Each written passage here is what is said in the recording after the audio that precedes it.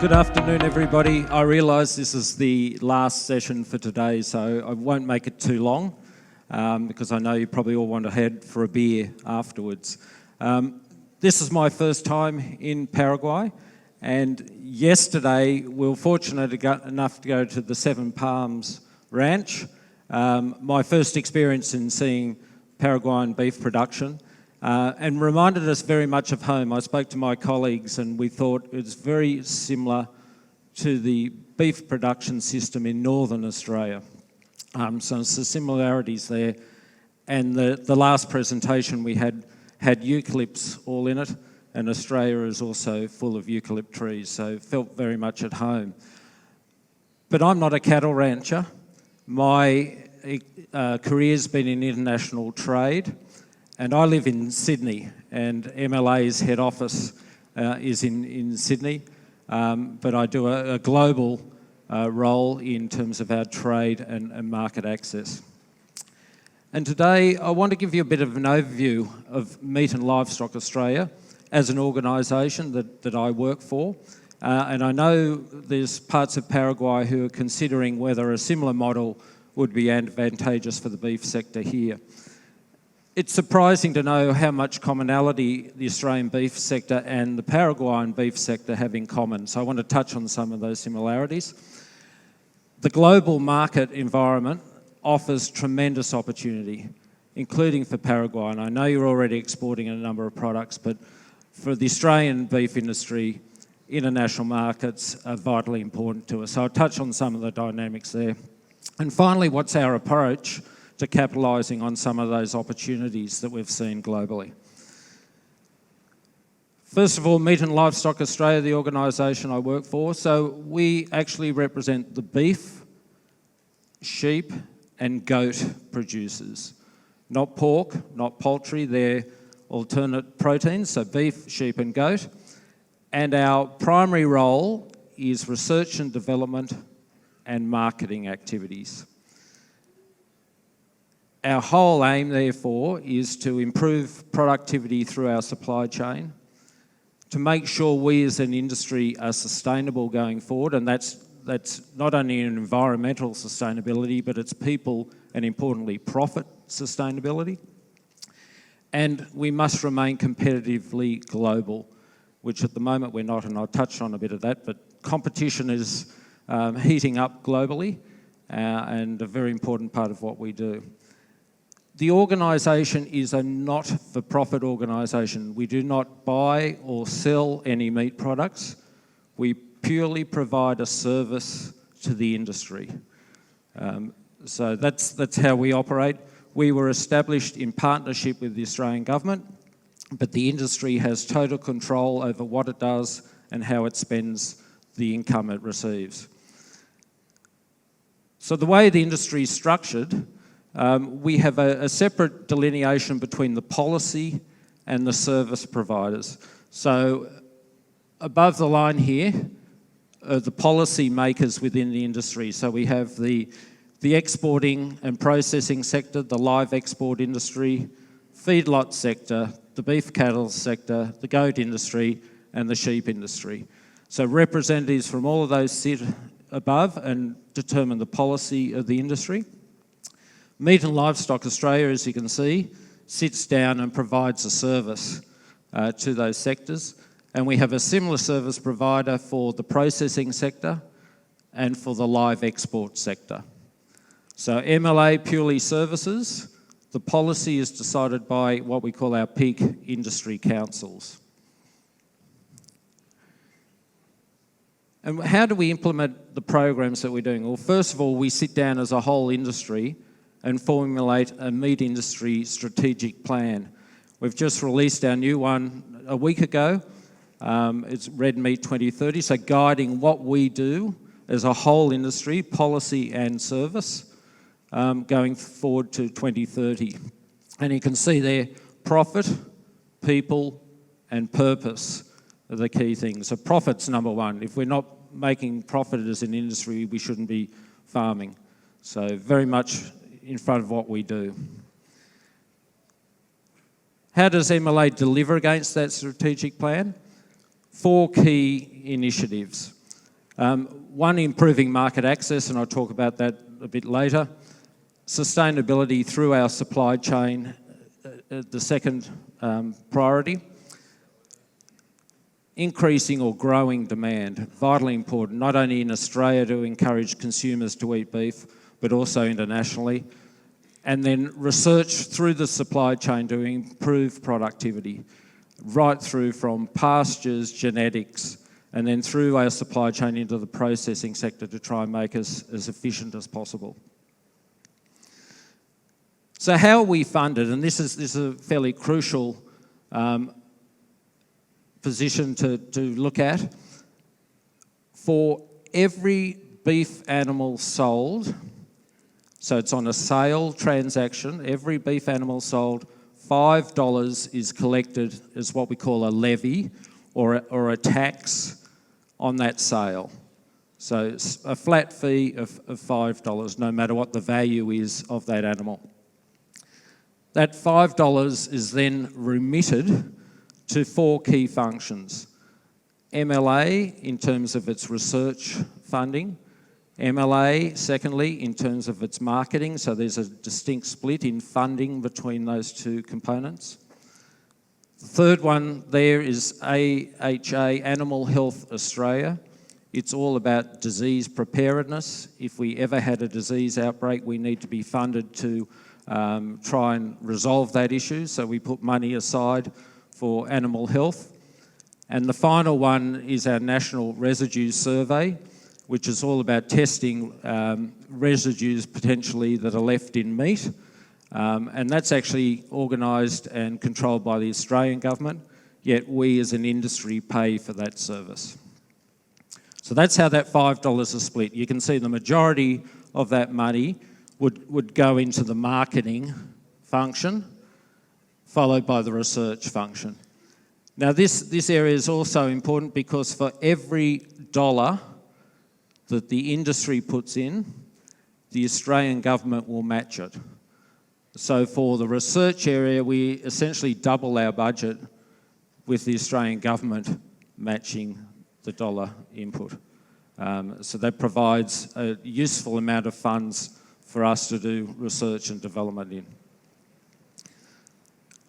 I've just talked about that top line of the levy system, and I won't go through the others, but you can see we also collect a levy from grain-fed cattle, from lambs, from sheep, and from goats. And that all goes into the funding that MLA receives and those other organisations, Animal Health Australia and the Residue Survey, on an annual basis.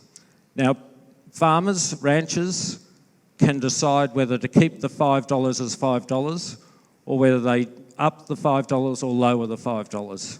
It's up to the farmers to decide.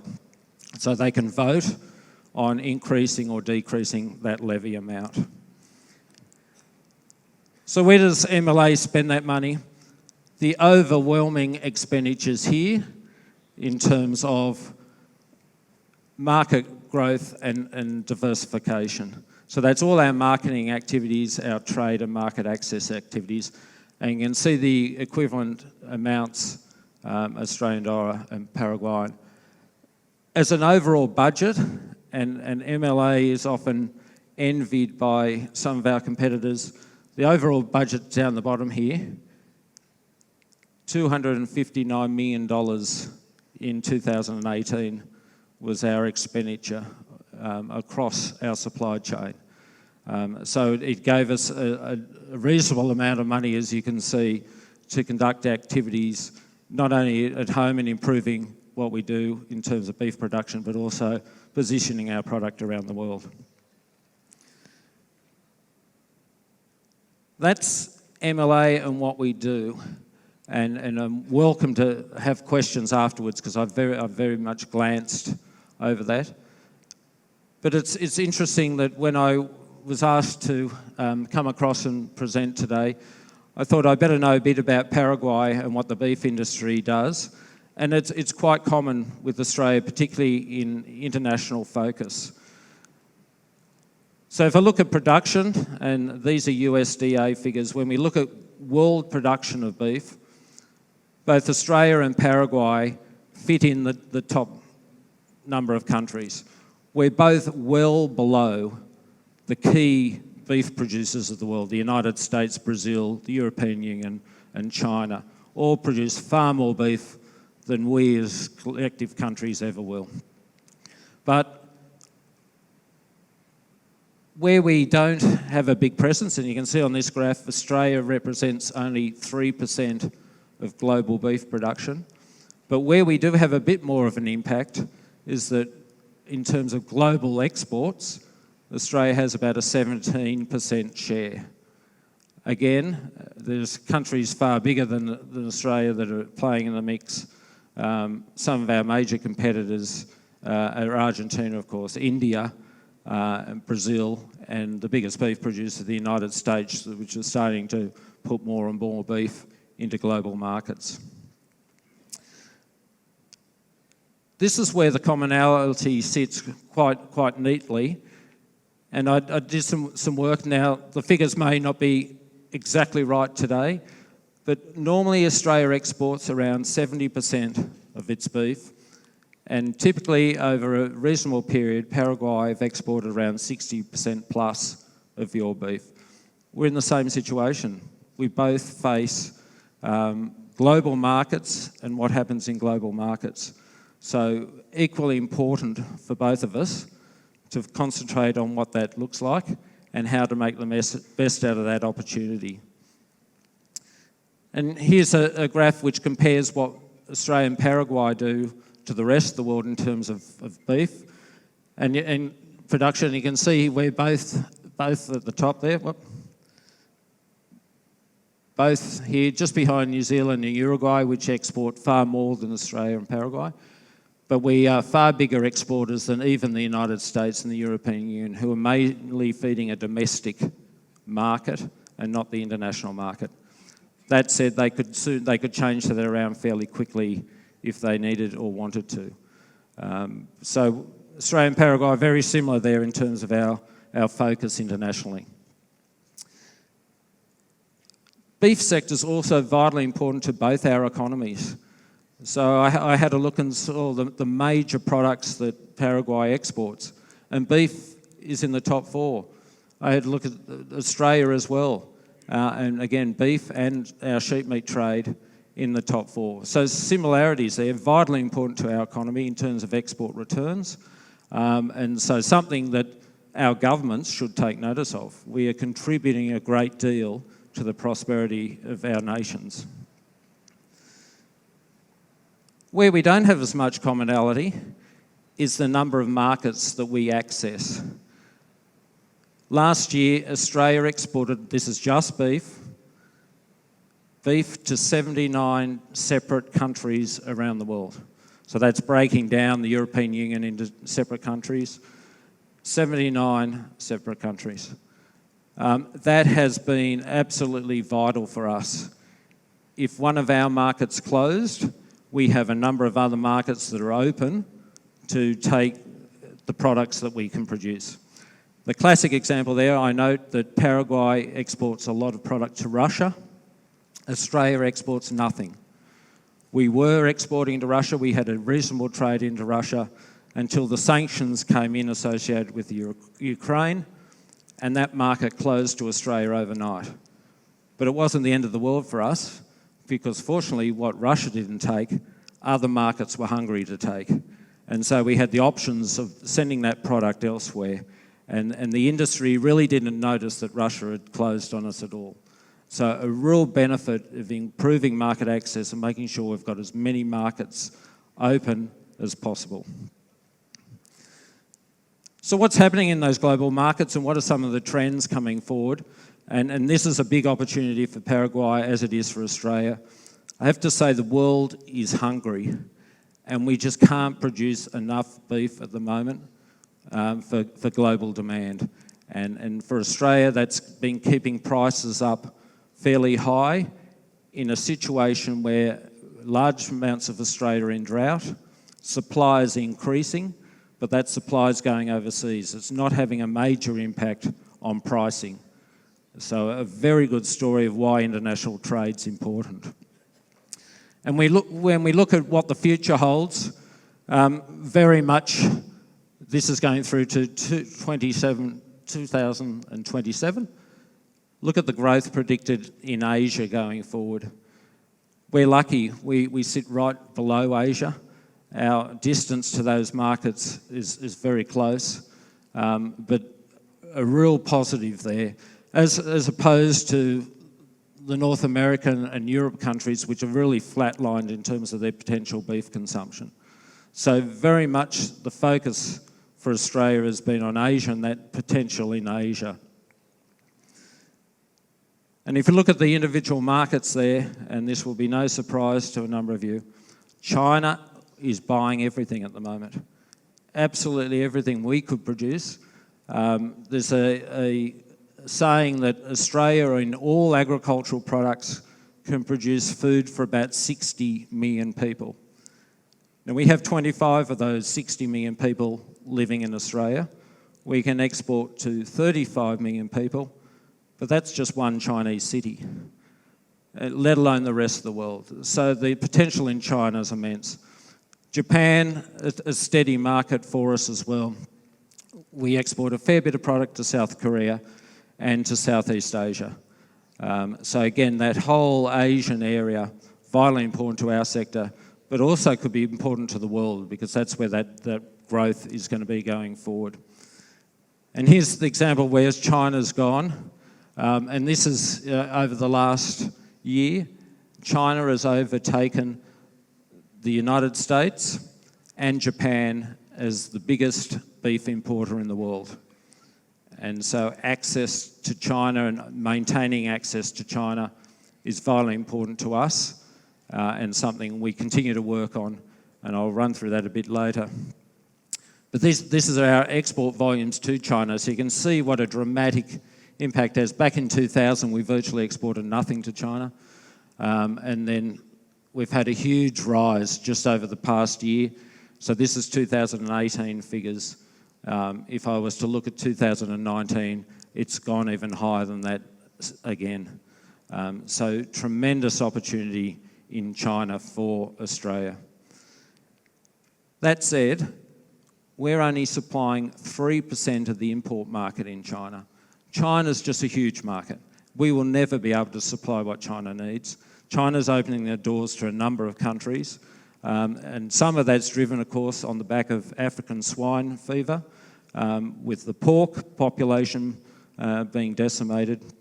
They need other protein sources, and beef is a recipient of that demand. So some of that is driving what China's looking for. As well, there's a huge middle class in China that's getting increasingly wealthy and looking to buy premium goods, and that's where we can fit in terms of beef. Our aim in China, however, is not volume. We'll never be able to compete on price with Brazil and Argentina and even Uruguay. Our prices are too high. So volumes and price aren't the key thing. The main area we focus on here is value. So this is a cents per kilo return. We are extracting the maximum value out of China through premium, high-quality beef. And that's where our advantage is. It's not competing in the volume area. It's competing in the high-end value area. And you can see we're well above some of our competitors in that market in terms of returns to the Australian beef sector. This is the competition for us globally. If you look here, Australia's in the green, right across. You can see our market share in most international markets isn't significant at all. Our biggest one is probably Japan, where we have the close to 50% market share. But the competition across the rest of the world is fairly intense and increasing. And this growth here by the United States over the last couple of years and has been dramatic into Japan and Korea. You might recall the United States was banned from exporting as a result of BSE in the United States, but they're coming back in and competing very strongly with Australia in those key markets. So what's our approach in terms of market access? How do we get that opportunity? what effort do we put in to opening those markets up? First off, Australia is not a low-cost beef producer. We did some figures here just looking at our costs of production versus the United States, Brazil and Argentina. We are well above, so this is Australian cents.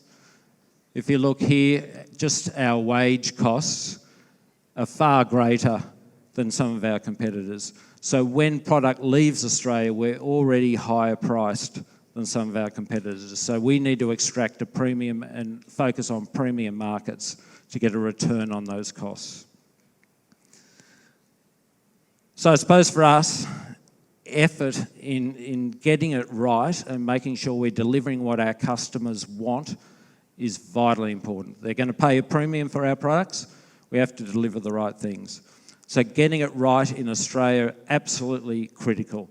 We have to have the systems at home that work, that give our customers assurance that we're doing the right thing. We need to anticipate whatever the market in the future looks like, and that's critically important. We can't just export boxed beef. We have to move with what the consumer wants. And then finally, we've got to take every opportunity we can to improve our market access. We already have some good access, but there's a lot more work that we need to do. So what do we do at home in terms of positioning ourselves to export globally? First of all, Australia is very fortunate, and those of you who have travelled to Australia will know coming into Australia is very difficult because our quarantine is very strict. It's even stricter now, so if anyone's thinking of going to Australia now, don't take any pork products with you. We're having people arrive in Australia off planes carrying pork, and they're being deported back to their home countries straight away. Biosecurity, disease freedom is absolutely crucial for us. We haven't had foot and mouth disease, we haven't had BSE, we've had no major animal disease outbreak, and we need to keep it that way, not only for our own industry, but our customers globally expect that of Australia. They want a reassurance that we're providing clean, safe product that they can consume. So we're very mindful of what biosecurity looks like and keeping a close look at any potential disease incursion. We do have ongoing on-farm diseases, and this is very common here in Paraguay too. So it's not only the broader diseases, but things like cattle ticks, which is that first one here. You can see cattle ticks add a huge amount of production costs to our sector. So we've got an ongoing program of eradicating some of the smaller on-farm type diseases, animal health issues that impact our sector. And of course, as you can see there, add a fair amount to costs of us producing beef. All that effort on disease is great. Just as crucial is getting a balance on what we do in terms of food safety. As I said, customers expect that what they're going to eat is safe, and we need to have systems in place to guarantee that. Absolutely, through our processing sector, it is crucial. We spend a lot of time making sure that bacteria counts are very low. The benefit in that is not only a safe food product, but we get tremendous shelf life out of our products. So if a chilled product exported internationally in a cryovac bag, we can get 120 plus days of shelf life on beef. And that's advantageous to us because we're exporting from the other side of the world to some of our key markets. But keeping diseases and bugs within the processing sector to the absolute minimum is crucial. And a lot of effort goes into that, a lot of research goes into how we can ensure those bug counts are low. But it's not just processing. Absolutely on farm is a critical component. And my colleague Andrew will talk about that tomorrow with you as to what he does on farm in this area. But through the supply chain, it starts on farm, and it's something that we're very conscious of. So we have an accreditation scheme that ranchers sign up to. It's all about how you handle chemicals, therefore avoiding any contamination, any residues. It's also about how we transport and look after our animals. So producers get accredited, and then that allows them to export or send product to market, and then that can be taken as an export globally. Our national identification system, and we saw some of that yesterday at Seven Palms with the ear tags. It is compulsory in Australia. Every animal who leaves a farm must have an ear tag in. It's not only a traceability system, but it's also an animal management system, because you can record weights, you can record any animal health treatments through that system as well. And Andrew will elaborate on that tomorrow. But crucial, it's more of an insurance scheme for us, an insurance in case we ever had a disease outbreak. We could trace animals back very quickly, so that's useful. It's also an assurance system, because we're giving our overseas customers an assurance, A, we have traceability, and B, if anything happened, we could isolate that. The other issue that's growing in importance, and I talked about biosecurity coming in through the Australian airports, it's also important between farms. So we're getting very rigorous about who drives vehicles onto different farms. We have a lot of mining in Australia.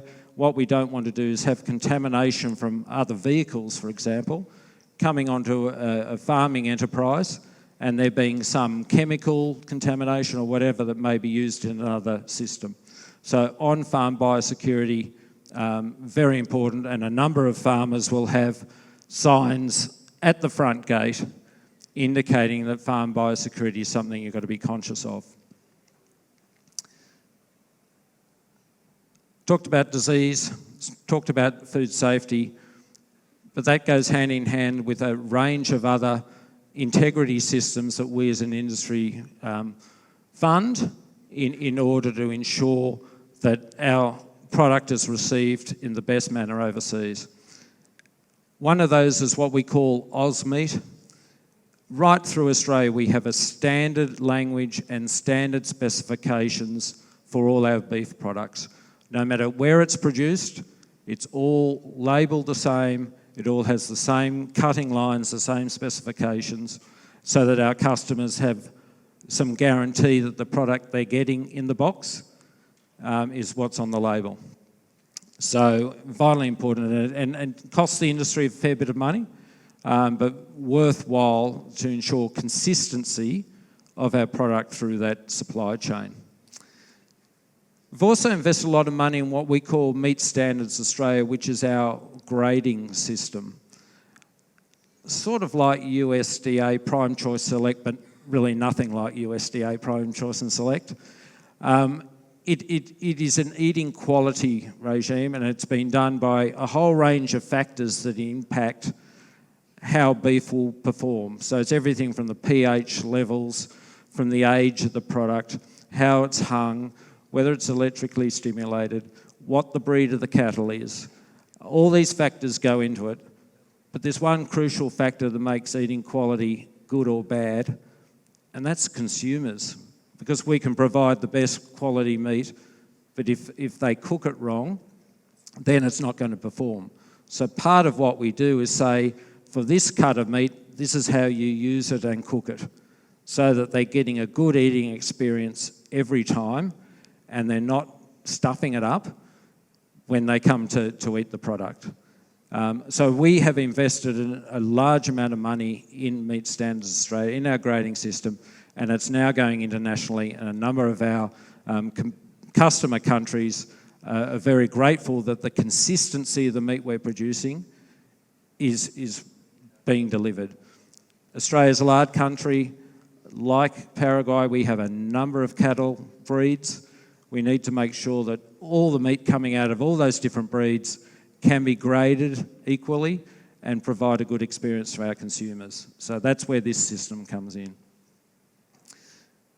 But there's more, and there's a whole lot of work we're currently doing, particularly around sustainability, but also halal is very important to some of our international customers. and the use of no hormones too. So markets like China, the European Union, and our domestic, one of our big domestic supermarkets, all hormone growth promotant free. We do use some hormones in the feedlot sector. Some of our markets are prepared to take them, others aren't. We respond to whatever the customer might want in that regard. Key to what we're doing in terms of sustainability is a pledge by the Australian beef industry to be carbon neutral by 2030. So there's a whole range of potential programs we're looking there, from pastures to feed additives that we can provide cattle, from dung beetles who remove the manure, to what we do in terms of trees, and you've just been talking about trees, grazing, soil sequestration. There's a whole range of different pathways we could get there. MLA is not doing that work ourselves. We've tendered that out to the scientists, and they're providing some results and some programs to try and get us to this 2030 carbon neutral aspiration. We're well on the way, we've got a lot of work to do, but our overseas customers are now saying we want product that's sustainable and carbon neutral, and we're endeavouring to live up to that expectation. So what about markets, and how do we anticipate what may happen in international markets, given we're so focused? We absolutely have to understand what the consumer wants. I mean, our whole industry now is not geared to just producing beef, it's geared to what the consumer wants. And understanding what they need and want is vitally important. So consumers are really at the heart of everything we do. That said, we've also got to look at a point of difference between Australia and the rest of the world in terms of our positioning. So those combination of things then provides us with an opportunity to target in on exactly what we do internationally. And one of the biggest drivers of demand going forward is population. And if you look at the world, I mean, there's a whole lot of hungry people out there, and we all know China's big, but you know the opportunity's pretty immense. But population's not the only driver, and I alluded to this earlier. If you just look at incomes within those populations, so these are people who have over $35,000 per annum income around the world. You can see, yes, China's a big population, but the number of people who can afford the high quality premium product is actually quite narrow. There are good opportunities in the European Union where they have a very large propensity to pay for quality product, and even the United States has some very wealthy consumers there. So yes, while we're looking at China, and China's important, we shouldn't take our eye off some of the opportunities elsewhere in terms of income levels and income growth. How have we changed as an industry since we first started? So how have we responded to those changing markets, those changing consumers? Back in 1955, the United Kingdom was Australia's biggest market. 80% of our product that went to the UK. Unfortunately, in 1973, when the UK joined the European Union, we just got a very small quota allocation, and our volumes to the European Union now are very small. But we're working on that and trying to improve it. If I go on 10 years, the grinding beef trade to the United States opened up. So we used to have 80% to the UK, that dropped well back, only close to 50%, with a huge growth in that box beef to the US. Going back another 10 years to 1985, the Japanese market opened. And that's a very high value product for us, both at retail and food service. So you can see we've virtually lost the UK by that stage. We've orientated our product elsewhere. In 2008, South Korea opened, initially for a carcass trade, but now it's very much a boxed beef trade, and you can see the percentage changes there. And 2018, well, I didn't put all 79 countries we export to because you wouldn't see much in it. But our key markets there, you can see how much we diversified. So from the early 50s to 80% in the United Kingdom to today, where we've got a wide variety of markets across the world. And in case you're wondering, these are our key export markets. So Japan has and will remain a very good market for Australia. High quality, high value. It's been a well worthwhile investment for Australia. The United States buys lean 90 CL grinding beef from Australia and continues to do so to mix with their fattier trim product out of the grain-fed sector. Our sector is predominantly grass-fed leaner beef and co-mingle it with US beef for the perfect hamburger. South Korea, China, and you can see the other markets there, and all growing strongly over the last few years. And this is where the industry had a bit of foresight.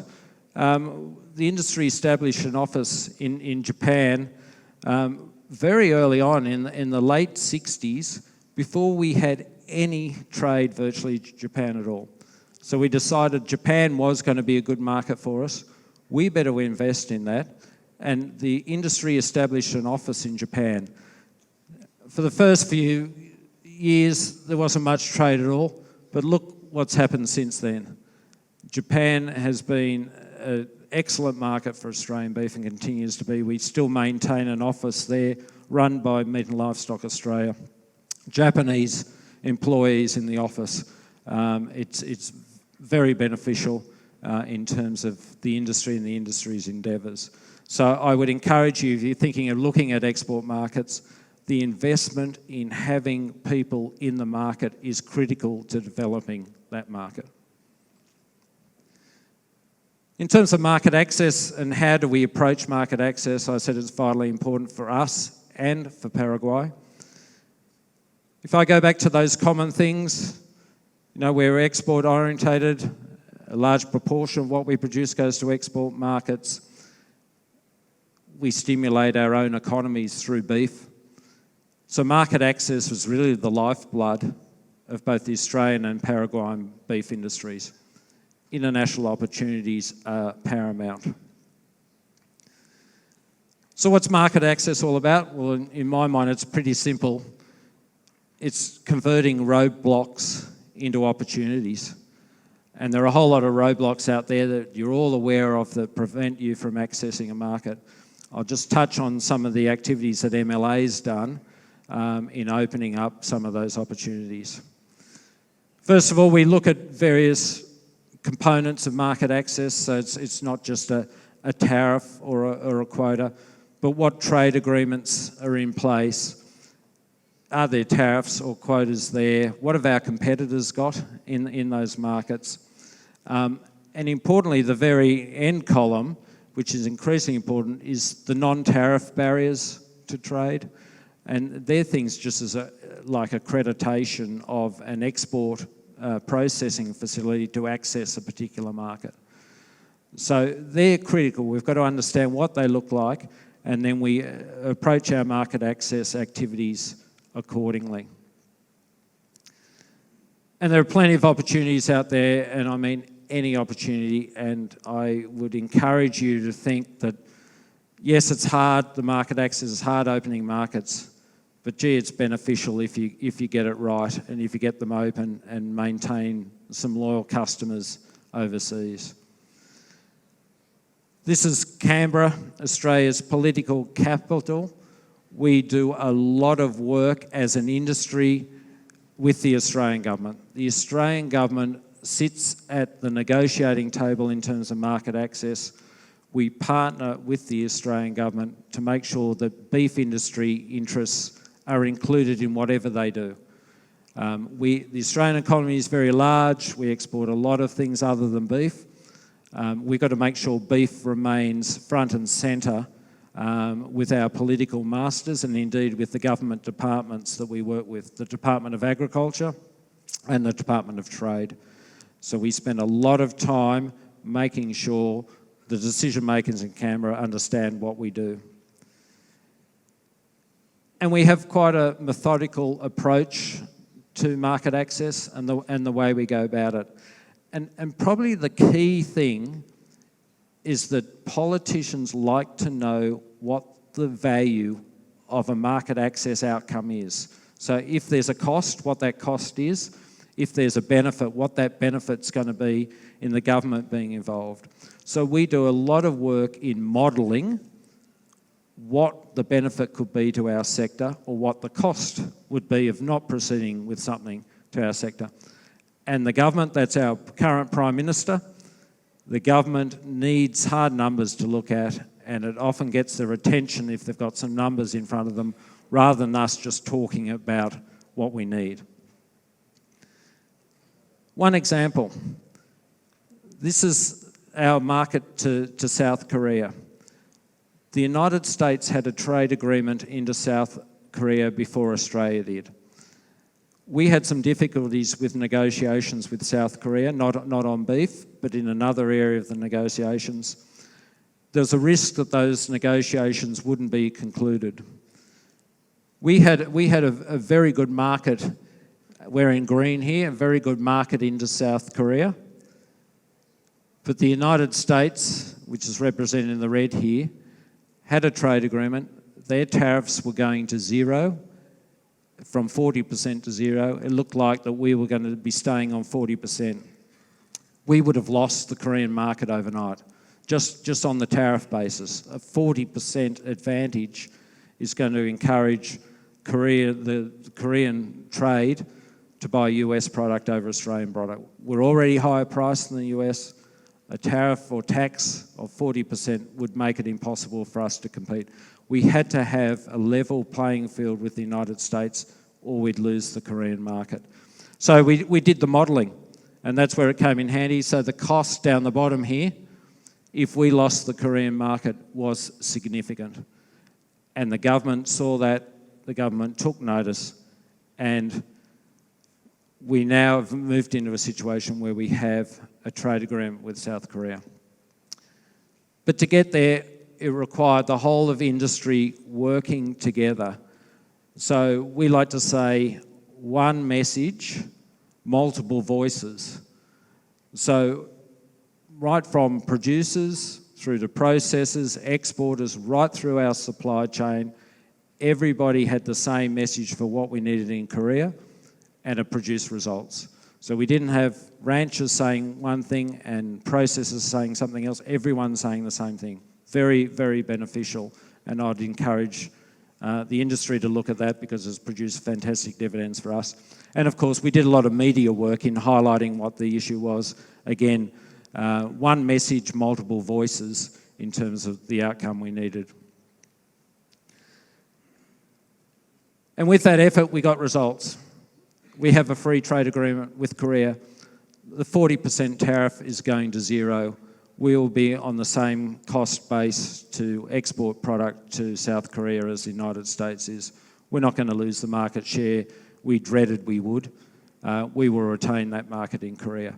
So very advantageous getting involved in these trade agreements, and importantly, making sure your government understands what the benefit is of proceeding with these trade agreements. Our market access work is also very much advantaged by what we do collectively. The beef industry needs to align ourselves with other similar-minded people. So we weren't the only agriculture sector that was going to get a benefit out of the trade agreement with Korea. The rest of Australian agriculture is going to benefit as well.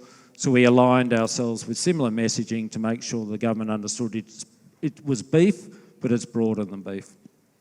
Internationally, we're members of what's called the International Beef Alliance, of which Paraguay is also a member.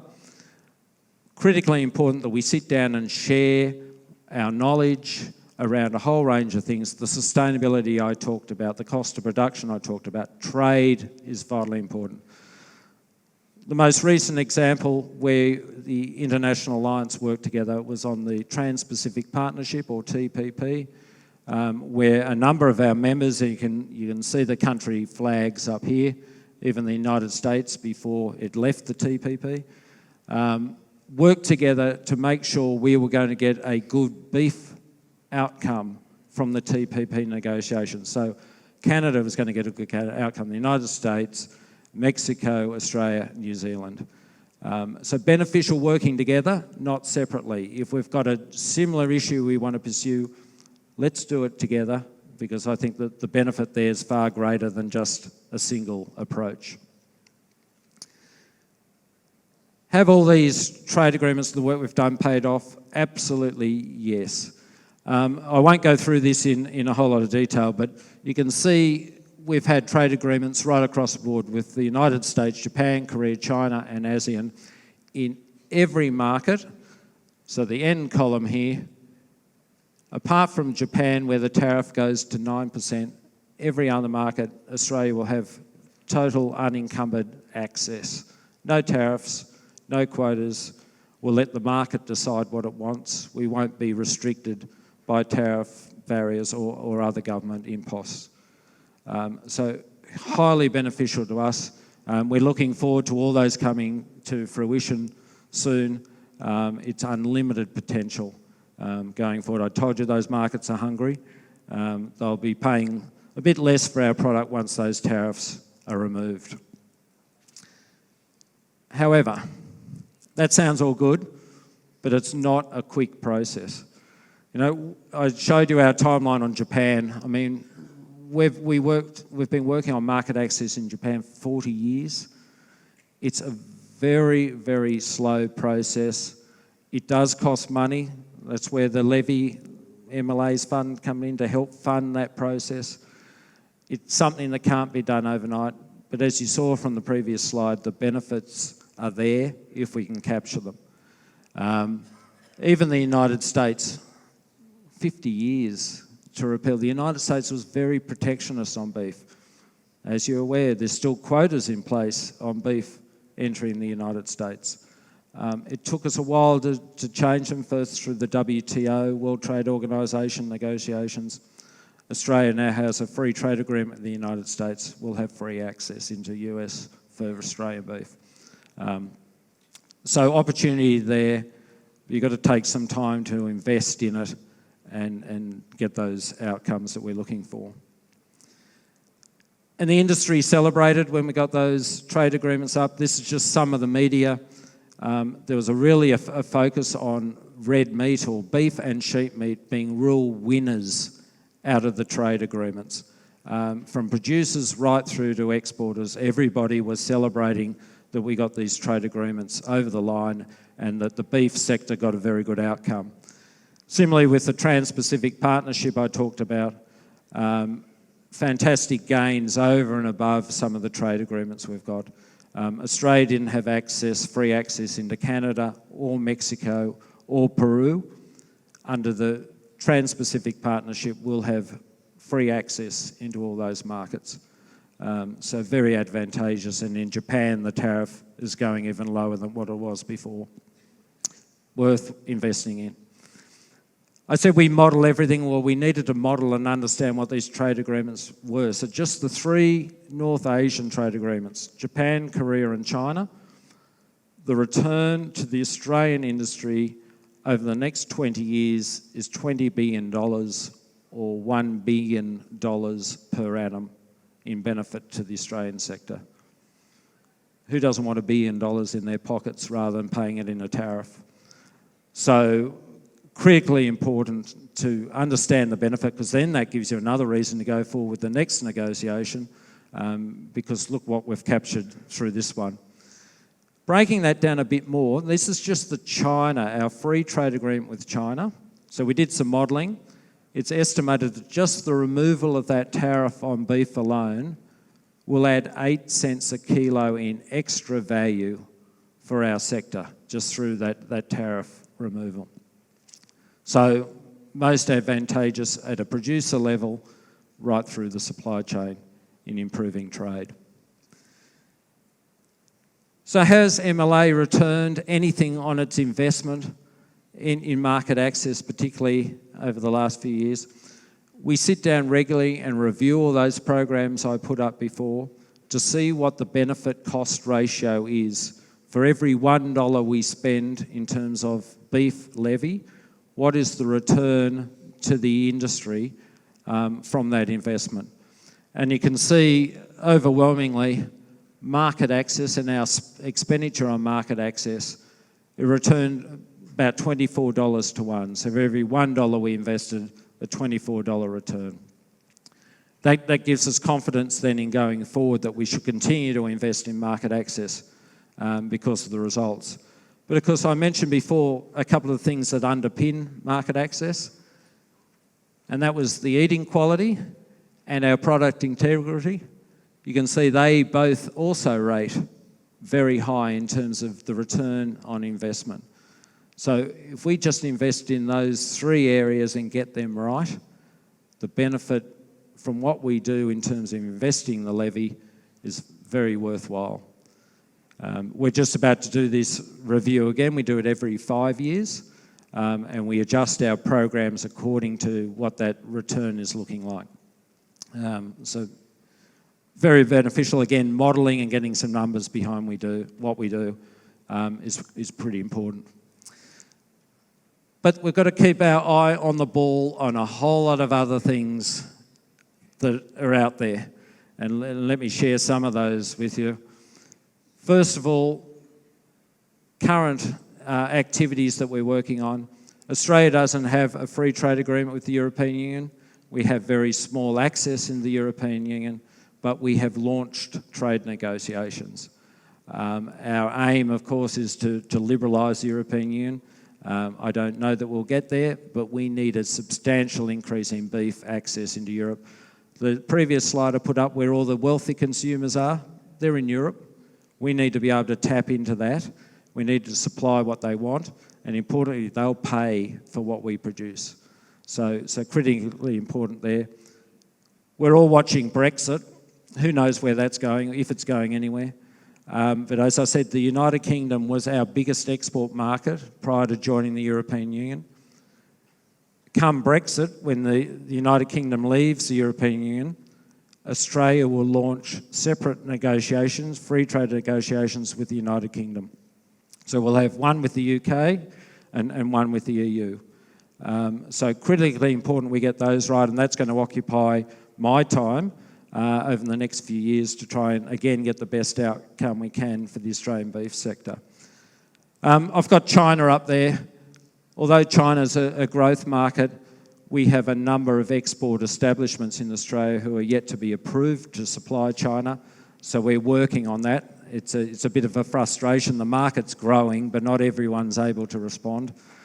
So we still have some work to do in China. It's not off our sights yet. The trade agreement's there, but some of these other issues need to be tackled. Ongoing issues with just monitoring what our competitors are doing. As you saw in those slides, the international markets are highly competitive. We have a small market share and our competitors are increasing. The United States, the biggest beef producer in the world, mainly focused on their domestic market, but are starting to put a whole lot of product onto export markets because they can see the returns for particular cuts in exports. So we're critically watching that. And down the bottom in that one, of course, the implications of African swine fever and the positive, we're hoping, implications for the beef industry is something we've got to monitor and capitalise on when we can. And then finally in this market access space, and you know, I wish we could take politics out of trade, but politics are in trade. And we have two major disruptors globally in Trump and Boris Johnson. We just have to be conscious of what's happening there. We've all heard about trade wars between China and the United States. That may be a benefit or may be a cost to us. We're just going to monitor what's happening. So keeping our eyes across global developments, critically important to us as a sector. So once we've done all that, and that all sounds good, how do we position ourselves in the market? And this right towards the end here. But it's critically important that we also position Australia globally with the same positioning no matter what market we're in. And what we use is what we call our true Aussie beef origin mark. That mark is used globally to position as a generic positioning for Australian beef. Underneath that generic positioning are all the individual exporter brands that also are labelled Australian. but we're doing the broad promotion of Australian beef. This is the positioning we use. And not surprisingly, that draws on exactly what I've talked about before. The ideal home that Australia is, disease-free. That's what True Aussie stands for. Peace of mind. Consumers know we've got a food safety and traceability system in place. They can buy Australian beef and not worry about its origins. And it's no point in producing beef unless people enjoy it. And that's where our eating quality regimes come in, to underpin, to make sure that everyone has a good eating experience every time with beef and they buy Australian beef. So that positioning, of course, then is used at retail, and those that get to travel internationally, if you ever had the opportunity to go into Japan or Korea, you'll see True Aussie everywhere. They're big markets, they're very loyal, and the logo is sitting very much at retail level to encourage consumers to buy our products. Food service, very important, working with chefs to position Australian product, again underpinned by those three areas. And we do a lot of work around trade fairs as well in terms of positioning the Australian beef sector. I've given you a snapshot today. First of all, Meat and Livestock Australia, what we do in terms of positioning the industry for opportunities internationally. Paraguay and Australia, we're very similar. I think you could do a similar effort on international markets. There is plenty of room in international markets. They're hungry. We can't respond and provide everything they need. There's an opportunity for Paraguay to likewise access international markets. The growth going on in terms of particularly Asia is unsurpassed. It's a huge opportunity. It's underpinning our beef industry. It's keeping us prosperous, and we've got to make sure we're positioned to continue that. And then you've also run through my approach, or MLA's approach, regarding accessing overseas markets. So hopefully there's something there that may be a benefit to Paraguay going forward. Thank you very much.